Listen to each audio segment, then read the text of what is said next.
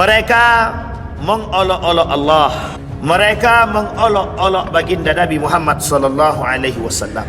Mereka mengolok-olok Al-Quran. Pelecehan Al-Quran hari ini, bukan mereka ambil Al-Quran, mereka robek kertas-kertas di dalam Al-Quran. Secara fisik kita sudah lihat Bapak Ibu apa yang dilakukan oleh Ahmad Dhani ketika membaca Al-Fatihah digunakan dengan irama pop. Bismillahirrahmanirrahim.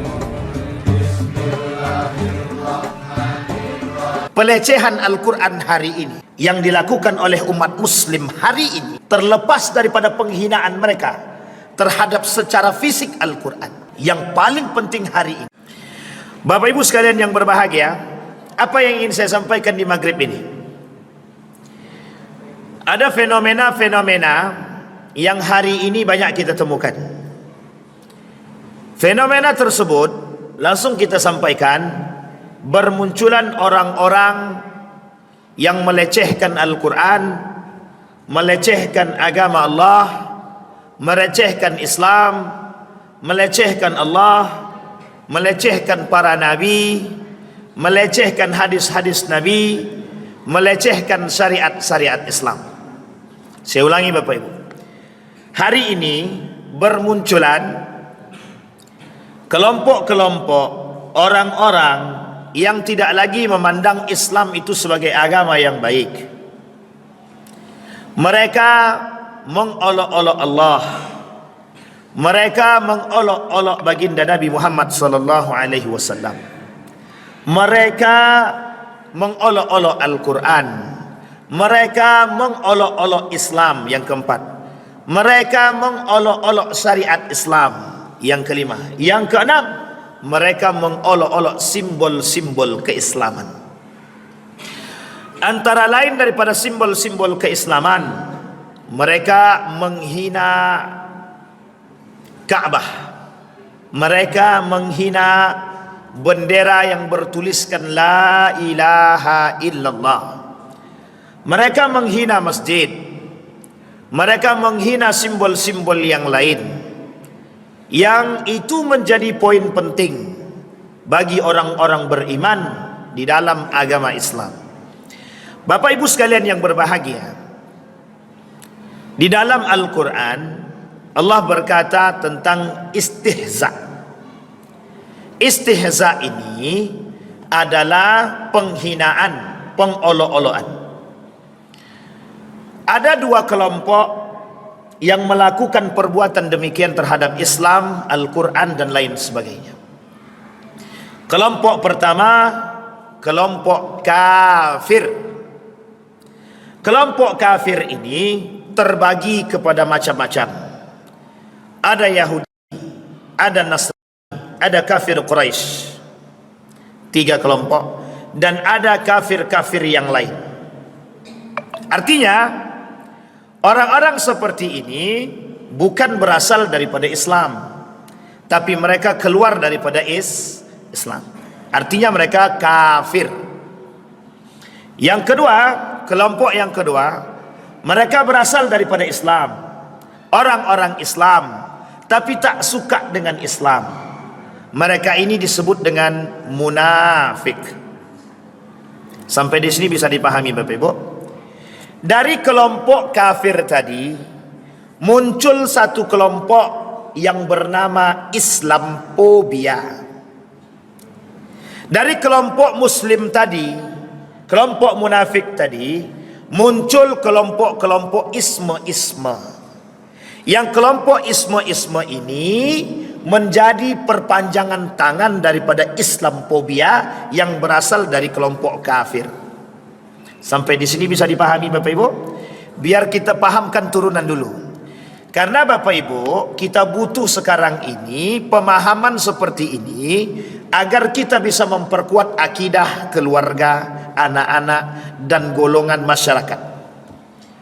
Dari kafir muncul kelompok yang disebut dengan Islamophobia. Oke? Sampai di sini bisa dipahami? Dari kelompok Islam ada kelompok munafik. Dari kelompok munafik ini muncul golongan-golongan isme-isme, liberalisme, sekulerisme, feminisme, pluralisme, materialisme, rasionalisme, semua isme-isme. Ini semua kelompok-kelompok yang mengantarkan kita kepada kesesatan atau kerusakan atau penyimpangan akidah. Proyek dibangun oleh Islamophobia. Oke? Proyek itu dibangun oleh orang-orang yang benci dengan Islam. Kita sebut dengan Islamophobia. Perpanjangan tangan mereka dari umat Islam, kaum munafik tadi. Jadi orang ini, kelompok-kelompok isme-isme tadi, itu perpanjangan tangan dari kelompok-kelompok kafir yang Islamophobia, yang benci terhadap Islam. Sekarang kita tutup kasus itu. Kita masuk kepada tubuh umat muslim. Mengapa atau apa sebab kebencian mereka terhadap Islam sampai mereka harus mengolok-olok Islam? Apa kebencian mereka terhadap Al-Quran sampai mereka menghina Al-Quran? Kita ambil satu hadis dari baginda Nabi Muhammad sallallahu alaihi wasallam. Kata Nabi, "Buliz Zamzam fatu'rab." Ente kencingin tu sumur Zamzam, maka ente akan terkenal. Ente kencingin sumur Zamzam, maka ente akan masyhur. Sekarang hadis ini adalah ilustrasi dari perbuatan orang-orang hari ini yang ingin mencari popularitas dan ketenaran di balik kebencian mereka terhadap Islam. Kita lihat, Ferdinand terkenal karena dia menghina baginda Nabi Muhammad sallallahu alaihi wasallam. Kemudian seorang wanita bertelanjang menginjak-injak Al-Quran. Dia duduk di atas Al-Quran tanpa busana. Kemudian dia tenar. Ada seorang wanita berjoget di atas replika Ka'bah, terkenal. Ada seorang penulis, Charles Hebdo, membuat karikatur Nabi dengan menghina baginda Nabi Muhammad sallallahu alaihi wasallam. Yang dihina bukan hanya Nabi, syariat Islam, sunnah Nabi, mereka hinakan. Terkenal, masyhur. Semua nama yang saya sebut itu berasal dari golongan kafir, orang-orang kafir. Apa motivasi mereka? Selain daripada ketenaran, motivasi mereka adalah kebencian. Sampai di sini bisa dipahami Bapak Ibu ya. Yang kedua, apa motivasi mereka sehingga mereka lakukan pengolok-olokan terhadap Al-Quran? Mereka kata bahwa simbolisasi di dalam Islam sungguh sangat membuat mereka bingung dan tidak ada baiknya sama sekali. Itu dari golongan kafir. Sekarang saya sampaikan dari golongan umat muslim. Dari golongan orang kafir, orang kafir bilang begini, dari golongan orang munafik. Orang munafik bilang begini, jilbab tidak wajib. Perempuan tidak perlu pakai jilbab. Perempuan kalau pakai yang penting menutup aurat, tidak perlu apakah itu sempit atau tidak sempit, tidak perlu. Yang penting menutup aurat. Mau pakai celana jin, celana setan, celana hantu, terserah. Yang penting menutup aurat. Ini bertolak belakang dengan hadis baginda Nabi Muhammad SAW. Kata Nabi, ada perempuan berpakaian tapi telanjang. Salah satu contohnya, perempuan yang berpakaian tapi nampak pantatnya, nampak lekuk tubuhnya, nampak anggota tubuhnya. Ini pelecehan terhadap syariat Islam, pelecehan terhadap pakaian-pakaian keislaman dari tubuh umat muslim. Yang kedua, muncul dari golongan umat muslim yang tidak suka dengan jenggot, tidak suka dengan celana cingkrang, tidak suka dengan jubah, tidak suka dengan cadar, tidak suka dengan pakaian-pakaian Islami. Ini golongan-golongan yang mereka katakan orang-orang seperti ini adalah orang-orang jadul dan katrok. Baik, yang kedua. Yang ketiga, muncul dari golongan umat muslim, orang-orang Islam. Mereka katakan bahwa nikah beda agama tidak haram.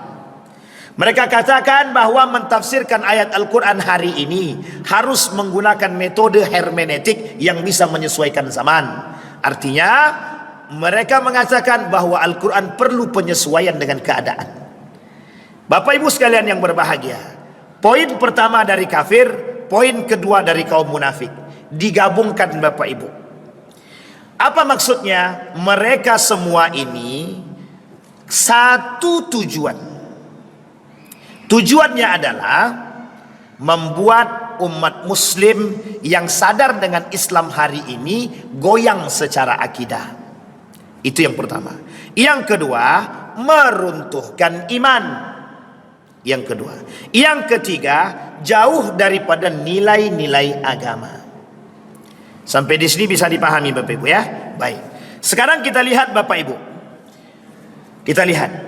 Kata Allah di dalam Al-Quran, Abillahi wa ayatihi wa rasulihi kuntum tastahzi'un.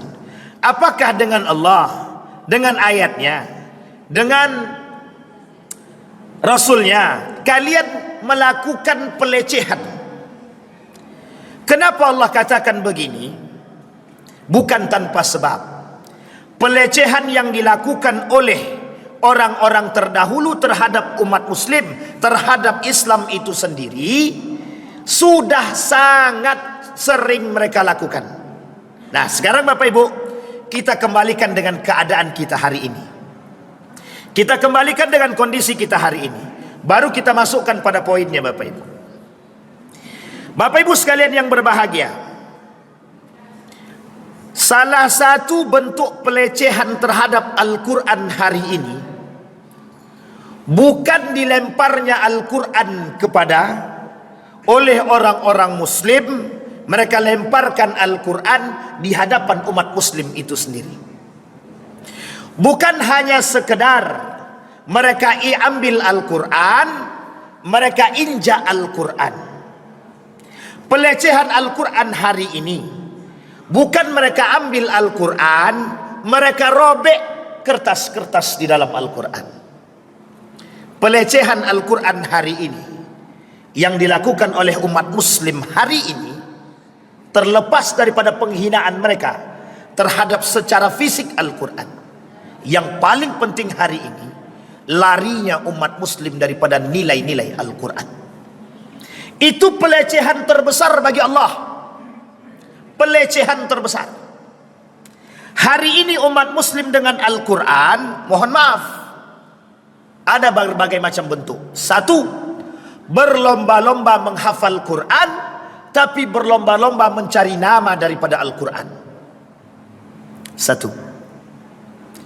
Apa maksudnya berlomba-lomba mencari nama dari Al-Quran? Imam Nawawi berkata, kata Imam Nawawi, mereka mempelajari Al-Quran untuk mendapatkan dunia, liyusiba minhud dunya.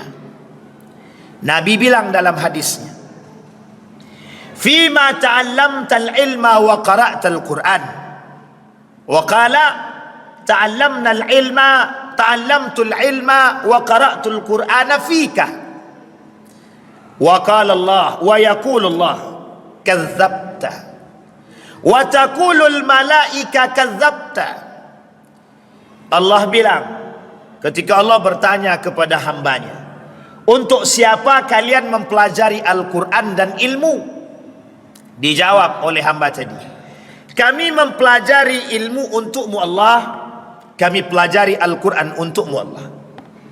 Kata Allah, engkau dusta, engkau berbohong.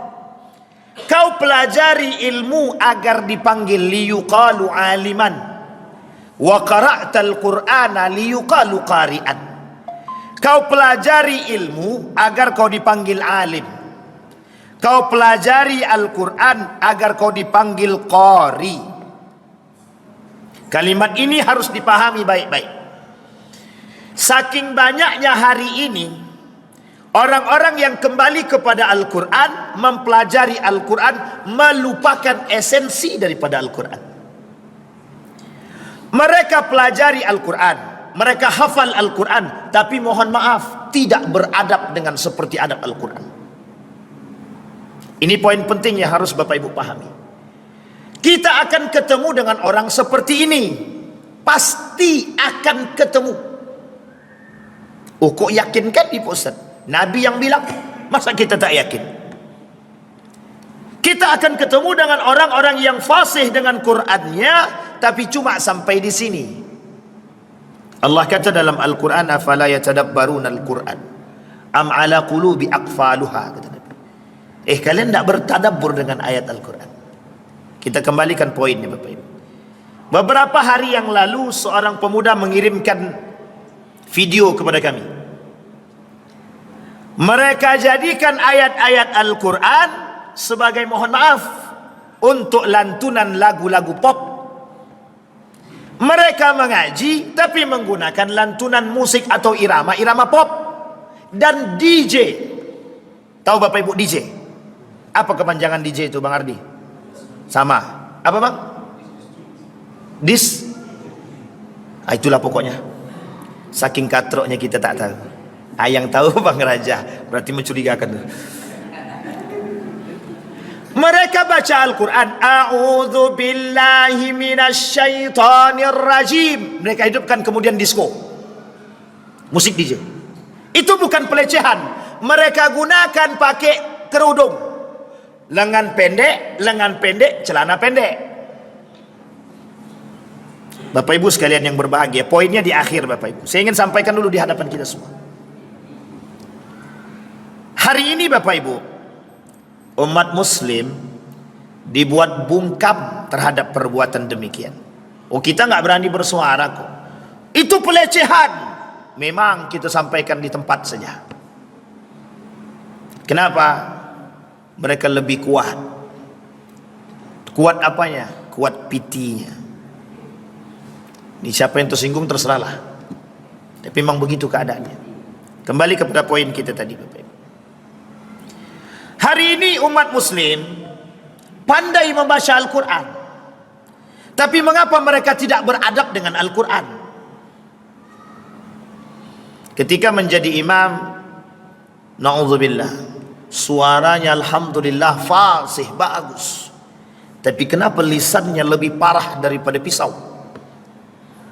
Artinya mereka telah melecehkan Al-Quran yang ada dalam diri dia.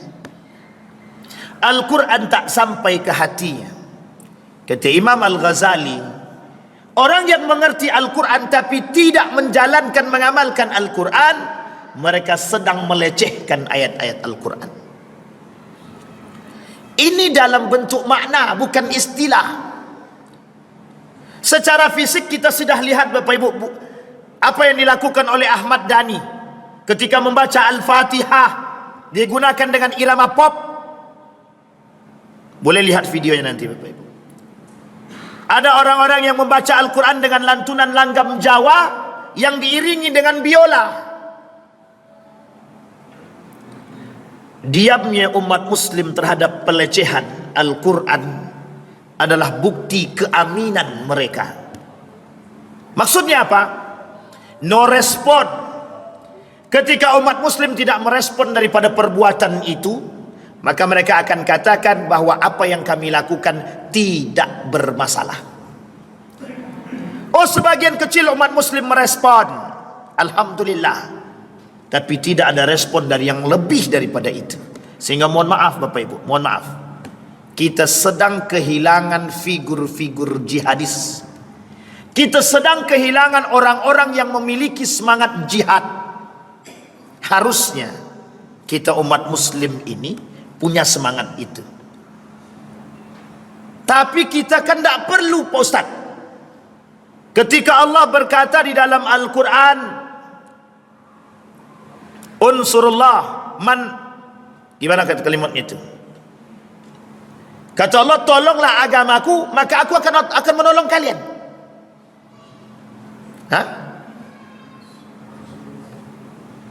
In tansurullaha yansurkum. Jika kalian menolong Allah, maka Allah akan menolong kalian. Kalimat itu dibantah oleh kaum-kaum liberal, umat muslim yang munafik. Apa kata mereka? Mana mungkin Allah butuh bantuan Anda? Anda siapa? Itu kalimatnya, Pak. Kita kembalikan. Kalau begitu, untuk apa Allah menuliskan kalimat itu? Mesti butuh pemahaman. In tansurullaha yansurkum. Sejalan dengan hadis Nabi, ihfazillaha yahfazka. Jagalah Allah, Allah jaga kalian. Tolonglah Allah, Allah akan tolong kalian. Yang dimaksud oleh Allah ini apa?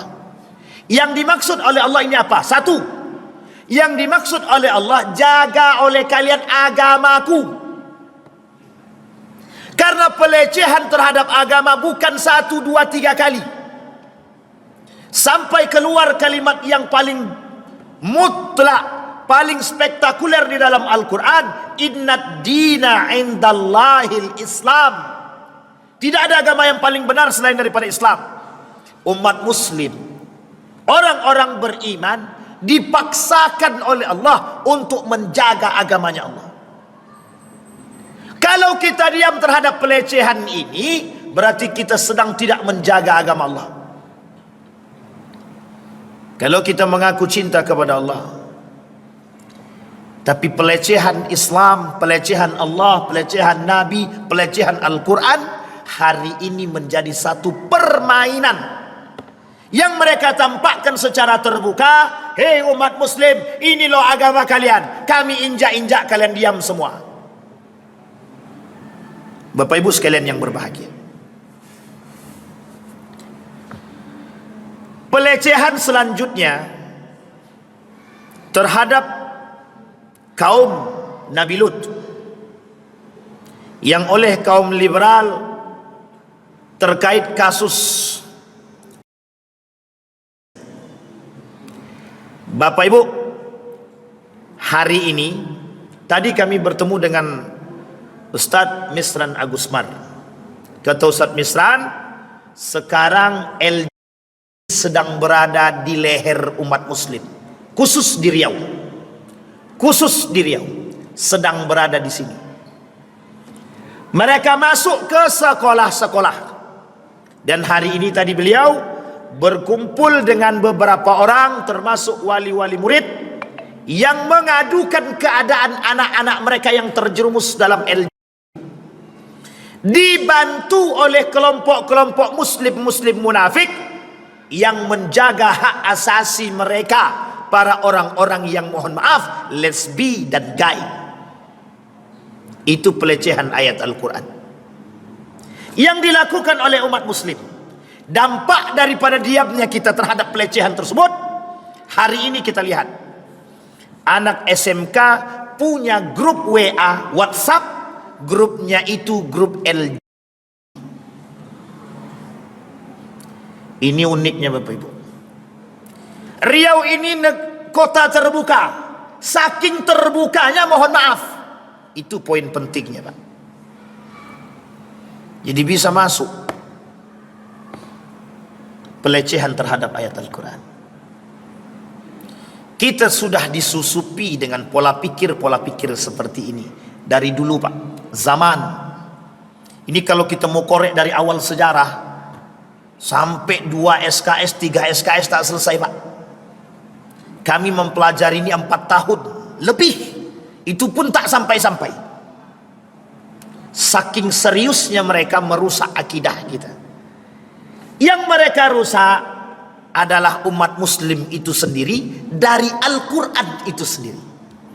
Bapak ibu sekalian yang berbahagia, kembali kepada poin kita tadi. Ini termasuk satu perbuatan yang disebut dengan istihza billah, pelecehan terhadap Allah, mengolok-olok ayat Al-Quran.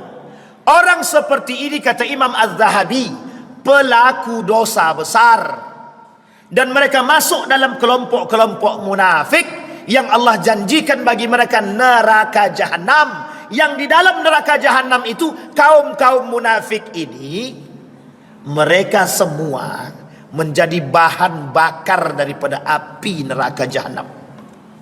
Kata Nabi, kata Allah dalam Al-Quran, innal munafiqina fid darkil asfal minan nar. Kenapa saya sampaikan kepada Bapak Ibu semua? Biar kami tidak berjuang sendirian. Kita butuh Bapak Ibu yang sadar terhadap perkembangan pola pikir hari ini. Kita ambil satu contoh. Dampak daripada pengaruh feminisme sampai menolak hukum poligami. Itu dampak daripada feminisme. Anda tak suka dengan poligami, silahkan. Tapi Anda jangan pernah tidak mengakui hukum poligami sebagai sunnah baginda Nabi Muhammad SAW. Lu Anda nggak suka poligami, tidak ada masalah. Anda tidak suka cadar, tidak ada masalah. Tapi orang yang merecehkan cadar, meremehkan cadar, itu menghina baginda Nabi Muhammad SAW. Mereka telah menghina Allah. Dampak daripada kasus feminisme. Berapa banyak hari ini perempuan yang menuntut haknya kepada suaminya, dan pada akhirnya mohon maaf dari pelecehan yang mereka lakukan. Organisasi-organisasi yang melecehkan agama, apa kata mereka? Derajat laki-laki dan perempuan di mata Allah sama. Sehingga mohon maaf, kalau kami bekerja, itu haknya kami. Ada perempuan nuntut, kalau kau mau nikah denganku, izinkan aku bekerja. Kalau dapat perempuan seperti itu, jangan nikahkan, cari yang lain. Masih banyak perempuan yang lain. Masalahnya banyak yang tak suka. Itu masalah tuh. Sampai di sini bisa dipahami, Bapak Ibu. Kenapa mereka demikian? Hasutan pemikiran oleh kelompok-kelompok yang menjunjung tinggi hak asasi manusia. Bapak Ibu sekalian yang berbahagia, otak kita dicuci. Sehingga hari ini Bapak Ibu sekalian yang berbahagia nuntut bininya, kalau abang tidak izinkan aku bekerja, kita cerai saja. Itu calon-calon penghuni neraka. Perempuan yang calon penghuni neraka. Apa kata Nabi? Apa kata Imam Hasan Al-Basri? Jika seorang perempuan bercemberut saja kepada suaminya, indikasi sebagai penghuni neraka. Cuman cemberut aja baru. Wah, hari ini untung laki-laki ini kan. Alhamdulillah senang hati kami, Ustaz bantu kami kali. Di sini Pak, untungnya di rumah kayaknya belum tentu untung kita Pak. Sampai ke rumah sama Pak. Tidak mempan itu apa yang disampaikan Ustaz itu. Terserah kata dia. Abang tinggal pilih aja mau tidur di luar atau tidur di luar banget kata dia. Begitu Pak. Oh, bukan tanpa sebab Pak. Bukan tanpa sebab apa yang saya sampaikan. Dampak daripada pemikiran itu sejalan dengan apa yang dikatakan oleh Nabi. Kelak perempuan lebih berkuasa daripada laki-laki Pak. Sekarang kita lihat. Siapa yang lebih berkuasa sekarang? Sampai-sampai ibu-ibu ini itu dapat julukan. Apa julukannya? Apa Pak? Pokoknya terkuatlah. Gen terkuat di bumi. Tidak bisa dilawan itu Pak. Salah kali lampu setnya dia yang marahin kita tuh. Wah, itulah hebatnya ibu-ibu kita sekarang. Artinya apa? Apa yang dikatakan Nabi itu terbukti. Perempuan hari ini lebih kuat daripada laki-laki. Bukan pada aspek sosial, tapi lebih kepada aspek ketaatan dan kepatuhan mereka terhadap suami. Sampai-sampai kata Nabi, mereka membuat suami mereka durhaka kepada kedua orang tuanya. Na'udzubillahi tsumma na'udzubillah. Bapak Ibu, saya tidak menjelekkan perempuan. Tapi dampak daripada emansipasi wanita dan feminisme itu. Sehingga bukan hanya di sini Pak. Di Saudi Arabia pada tahun 2015 tuntutannya besar. Kami perempuan menuntut hak kami. Oleh Muhammad ibn Salman dibukalah keran air tadi, diberikan hak perempuan. Mau ngapain kalian? Mau jualan silahkan, mau driver mobil silahkan, mau belanja keluar silahkan, mau jadi petugas imigrasi silahkan, mau jadi apapun kalian wanita silahkan. Dibuka kerannya oleh Muhammad ibn Salman. haknya perempuan dibuka. Pengaruh pemikiran liberal. Jadi kalau kami nuntut kerja Pak Ustaz, salahkah? Tak salah dalam Islam. Tapi yang salah ketidakpatuhan kita perempuan terhadap sang suami. Gimana mau dapat masuk surga tanpa hisab kalau begitu?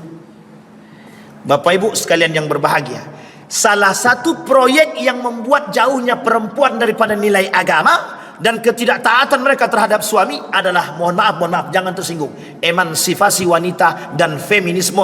Gerakan yang, mohon maaf, mungkin niat awalnya bagus, tapi setelah bercampur dengan pola pikir yang tidak benar, terselewengkan daripada nilai-nilai yang benar. Jangan salah Pak, dan itu sudah terjadi. Pada masa Nabi, perempuan ikut berperang, Nabi izinkan kok, bukan tidak Nabi izinkan. Salah satunya adalah Ummu Aiman yang pernah menjadi ibu susuan Nabi. Nabi izinkan berperang, bukan tidak Nabi izinkan, Nabi izinkan. Artinya perempuan punya peran terhadap Islam itu sendiri. Tapi yang harus dipahami adalah, jangan gara-gara pemikiran feminisme dan emansipasi itu merusak daripada nilai-nilai keislaman yang ada pada diri perempuan itu sendiri. Mohon maaf Bapak Ibu, pengaruh itu hari ini besar. Pengaruh hari ini besar. Dan bukan kita tak melihat Bapak Ibu, betapa seriusnya mereka memunculkan, mohon maaf, fikiran-fikiran mereka untuk dijadikan sandaran dalam kegiatan apapun, termasuk dalam urusan-urusan sosial. Maka Bapak Ibu sekarang lihat, kami perempuan berhak jadi pemimpin, kami perempuan berhak jadi ini, kami perempuan berhak jadi itu. Tidak salah Bapak Ibu, tidak salah. Silahkan, sejauh Anda masih kembali kepada fitrah sebagai seorang wanita. Saya sampaikan Bapak Ibu, satu karakter yang sering kita temukan, ketika perempuan ini lebih kaya daripada suaminya, maka mohon maaf bapak-bapak, mohon maaf, hanya orang yang beriman yang selamat. Yang tidak beriman, mereka injak-injak suami mereka. Kau hidup dari tanganku, kalau kau tak mau bersama aku, pergi. Oh Masya Allah, kemana kita laki-laki mau digitukan Pak? Dan ini bukan 1, 2, 3 Pak, apa yang saya sampaikan ini, Bapak Ibu boleh cek. Kembali kepada poin tadi. Apa kata Allah di dalam Al-Quran? Wa qad nazzala alaikum fil kitabi an idza sami'tum ayatillahi yukfaru biha wa yustahza'u biha fala taq'udu ma'ahum hatta yakhudu fi haditsin ghair innakum idzan mithluhum innallaha jami'al munafiqin wal kafirina fi jahannam jami'an. Apa kata Allah? Kalian akan melihat, jika kalian melihat orang mengolok-olok ayat Al-Quran, mengolok-olok Nabi, mengolok-olok Al-Quran, mengolok-olok Allah, malaikat dan lain sebagainya, kalian dengar itu, fala taq'udu ma'ahum, jangan duduk bersama mereka. Kalau kita duduk bersama mereka, idzan antum mithluhum, kalau kalian keseringan duduk bersama mereka, kalian beda tipis dengan mereka, kata Allah. Apa maksudnya? Allah kumpulkan orang munafik bersama munafik. Allah kumpulkan orang-orang saleh bersama orang-orang saleh. Bapak Ibu sekalian yang berbahagia, poin akhir daripada apa yang saya sampaikan, saya mengajak kepada Bapak Ibu semua, buka mata kita baik-baik. Hari ini kita sedang diserang oleh mereka dalam berbagai macam pikiran, dalam berbagai macam ranah, kedokteran, pendidikan, politik, hukum, pemerintahan, dan lain sebagainya. Mereka sudah masuk dalam setiap lini. Tujuan mereka cuma satu: hilangkan nilai agama. Yang berbicara ini bergelar, yang berbicara ini mohon maaf, mengerti. Inilah yang disebut oleh Nabi dalam hadisnya, alim su, orang alim tapi su, orang alim tapi buruk perangainya. Orang yang pintar, cerdas dengan keilmuannya, tapi mereka jual ilmunya dengan dunia. Yang membuat, mohon maaf, umat muslim tergelincir hari ini bukan umat muslim itu sendiri, tapi lebih tepatnya digelincirkan oleh orang-orang berilmu. Saya tanya sama Bapak Ibu semua, ada orang bergelar profesor, dia bilang begini, kata dia, tidak ada masalah kalian mau nikah sesama jenis pun, itu sebenarnya tak ada masalah. Ayatnya itu kan tidak berbicara tentang laki-laki dan perempuan. Ayatnya itu berbicara tentang pasangan. Kalau pasangan itu bebas, laki-laki dengan laki-laki juga pasangan, perempuan dengan perempuan juga pasangan. Itu yang ngomong profesor, Pak. Sehingga mohon maaf, Pak, mohon maaf, yang percaya dengan omongan profesor itu banyak. Bro, you baru S2, you baru S1, iki profesor piye? Ngomong apa kita, Bu? Kami justru lebih percaya dengan profesor ketimbang, mohon maaf, Anda tidak bergelar. Sekalipun mohon maaf, Anda alim, Anda baik, Anda bagus. Kata mereka, yang bergelar profesor itu lebih kita paham. Sekarang kita lihat ayatnya, betul tak? Betul, Pak, kata Allah. Kelak umat manusia ini tertipu dengan lisannya manusia. Wa minan nasi may yu'jibuka qawluhu fil hayatid dunya, kata.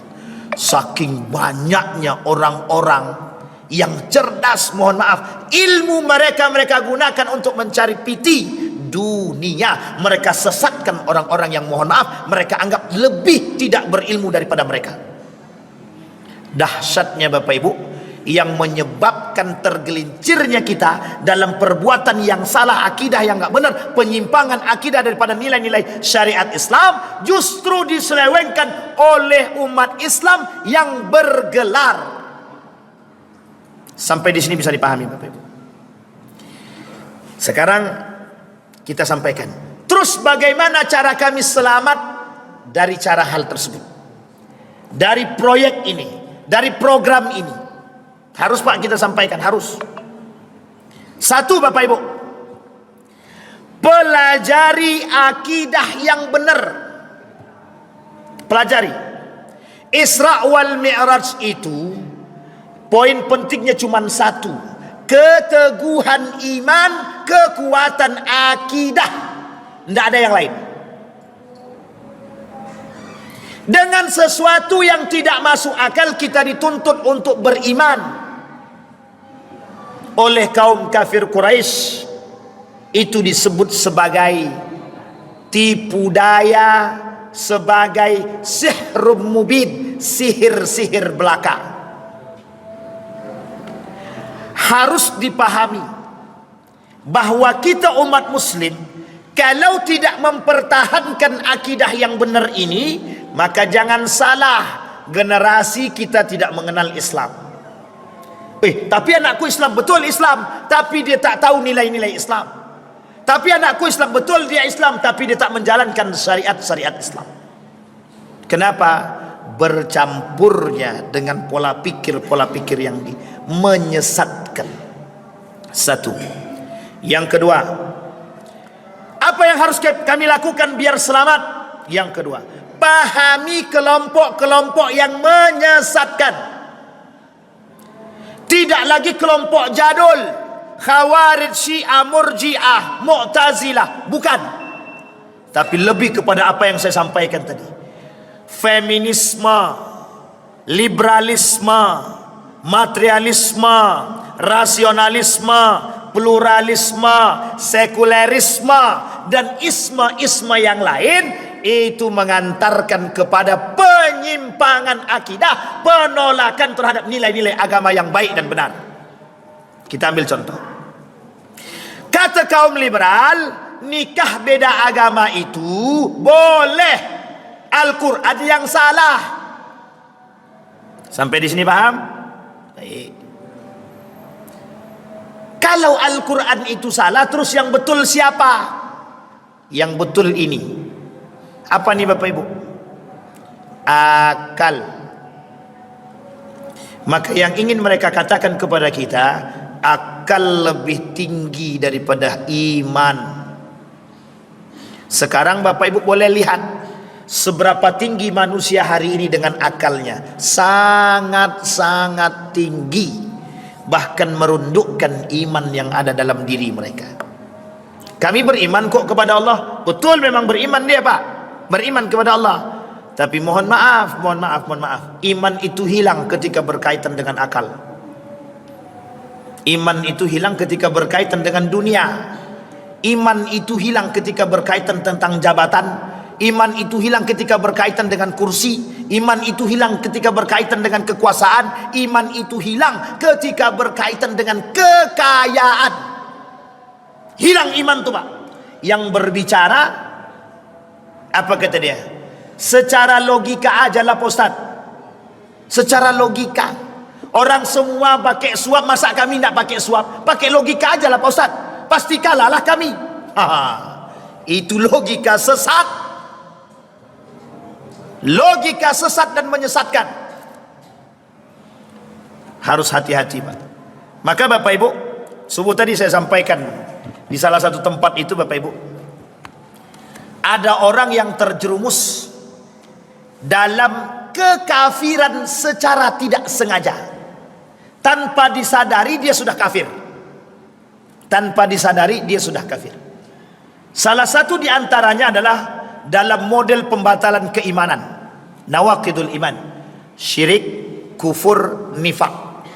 Malam ini kita bahas dua sekaligus, kufur sama nifak. Orang kufur sama orang nifak, secara tak sadar mereka terjerumus dalam kekafiran. Tapi itu jelas Pak Ustaz. Oke, ada perbuatan yang tidak jelas, ada. Ketika lisan kita lebih mempercayai, ketika lisan kita, ketika hati kita lebih mengakui dunia ketimbang Allah, habis kita semua. Habis, tidak ada lagi. Bagaimana kau bisa sampai ke Mekah sementara duit kau tak ada? Tak mungkin, sampai kapan pun kau tak akan sampai ke Mekah. Orang kau tak punya duit, bekerja aja malas, nabung aja tak mau. Akal Pak, itu akal, bukan Allah. Bagi Allah apa yang tak mungkin.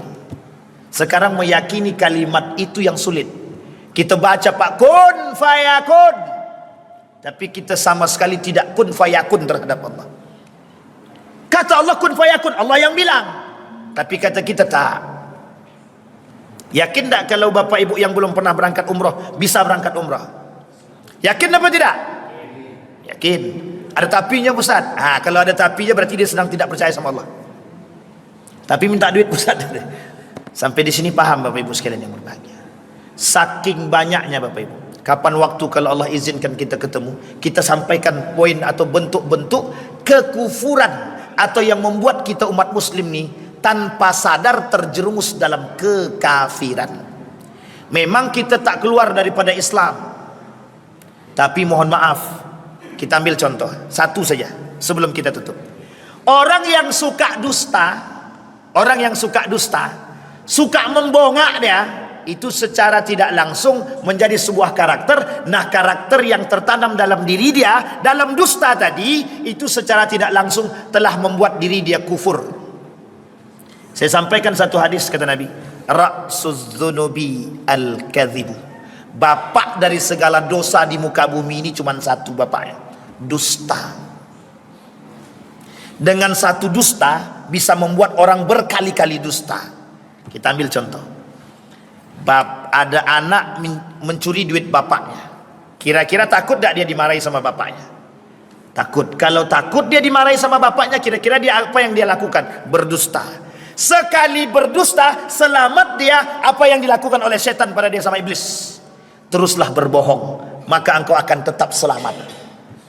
Itulah Bapak Ibu yang kita katakan terjerumus dalam kekufuran. Satu kali, dua kali, tiga kali kita berdusta, tapi sudah beribu kali kita berdusta, kita sudah terjerumus dalam kekufuran.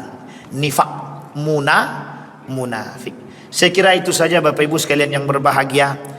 menjadi pengingat bagi kita semua. Mudah-mudahan lisan kita dan hati kita sinkron, mudah-mudahan hati kita terus aman, mudah-mudahan iman kita tidak goyang dengan kehidupan dan kemegahan dunia yang justru mengantarkan kita kepada kesesatan. Na'udzubillahi thumma na'udzubillah. Fa'tabiru ya ulil absar la'allakum tuflihun. Assalamualaikum warahmatullahi wabarakatuh.